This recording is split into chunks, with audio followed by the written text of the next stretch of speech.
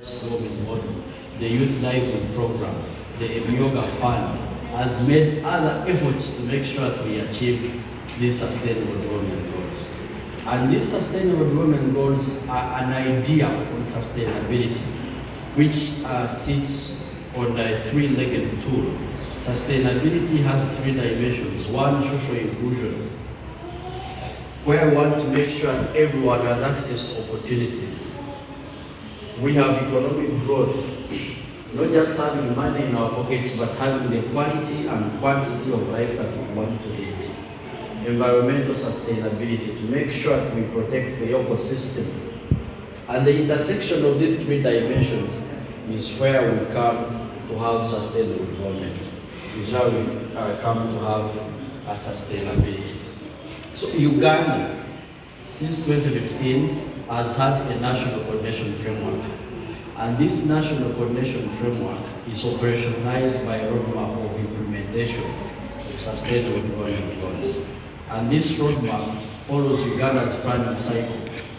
We now have the second roadmap. The first roadmap was from 2018 up to 2020. After the expiry of NDP2, then we got into the second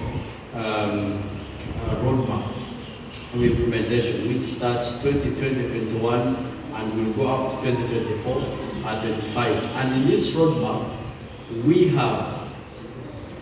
this roadmap spells out the different roles of different stakeholders.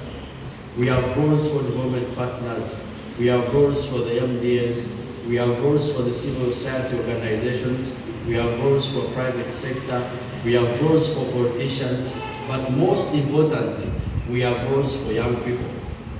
The young people have a role to play in the implementation of sustainable development goals. Okay, we want to even correct you. You guys are not 78% of this population. That's a lie. You're just 29%. You thought I was going to say you are 80. You are just 29%. But people from age 0 up to the age of 30 are 78%. So below the age of 18, we have a whopping 49%. 49%. Plus 29 to make 78. But still 29% of people between the age of 18 and 30 years is a big proportion of the population. Given one, you're energetic and you are the people who are working, and so you have it in your power to make sure there is effective and efficient service delivery. And therefore, we have harnessed that demographic dividend in our pursuit for sustainable development. And that's why we engage in young people. We have young people here from private sector. One may say, okay, I'm doing my own things. I'm into manufacturing, I'm into agriculture, but would want to reach out to that young person who is into industry, who is into innovation, who is into agriculture, to make sure they do it in a way that helps us attain the sustainable development goals. For example, if you are doing agriculture in a swamp which should not be drained, then you are not supporting sustainable development. If you are into industrialization and you are manufacturing things which are not recyclable, or even your business is causing harm to the environment, then it would rather close than keep open. We have young people who are into CSOs, civil society organizations, and I've always had trouble with CSOs. Before I joined office of the Prime Minister, I was into CSO work.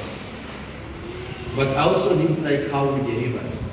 Okay, I liked how my organization delivered, because we are doing a lot of work on prevention of mother-to-child transmission of HIV. We are doing a lot of work on antenatal care. We are doing a lot of work on child nutrition. But there are those who are literally doing nothing. Nothing in a sense that you think as a CSO, your only work is to point out the way to government. But you can also do something in regard to service delivery rather than pointing the way.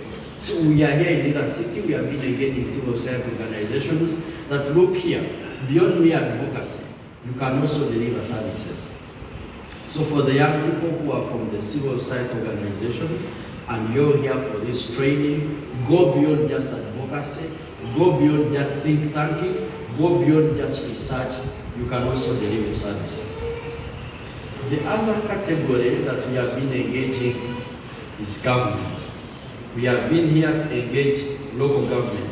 Tomorrow we have leaders from different cities and districts who are from the northern region and the West Nile.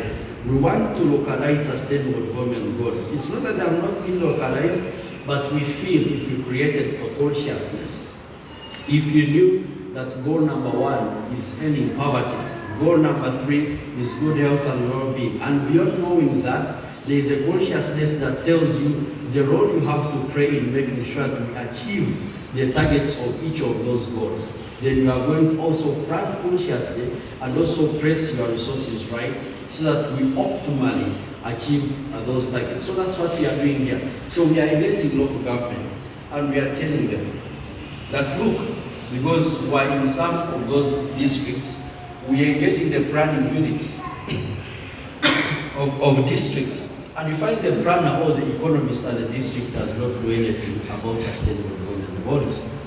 And the plans they are making should be aligned to those sustainable development